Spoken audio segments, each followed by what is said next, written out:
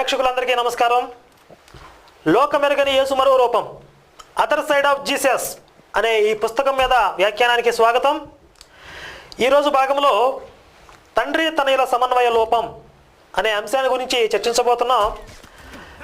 మీ దగ్గర ఉన్నటువంటి పుస్తకాలు అందరూ కూడా తీసి 22వ పేజీ చూసినట్లయితే తండ్రి తనయుల సమన్వయ లోపం అనే అంశం ఉంటుంది. ఆ భాగాన్ని పరిశీలిద్దాం. యేసు 30 ఏళ్ల వయసులో బోధించడం ఆరంభిస్తాడు. పైన ఒక సందర్భంలో నేను చెప్పినట్లుగా పాత నిబంధనలో యెహోవా చెప్పింది ఒకటి, కొత్త నిబంధనలో యేసు చెప్పింది ఇంకొకటి. యేసు 30 సంవత్సరాల వయసు వచ్చాక తాను బోధించడం మొదలు పెడతాడు. అంతకు ముందు 13 సంవత్సరాల నుంచి 29 సంవత్సరాల వరకు ఏం చేశాడు, ఏం జరిగింది ఆయన జీవితంలో అనే వివరాలు బైబిల్లో లేవు అని ఇంతకుముందు భాగంలో మనం చూసాం. అయితే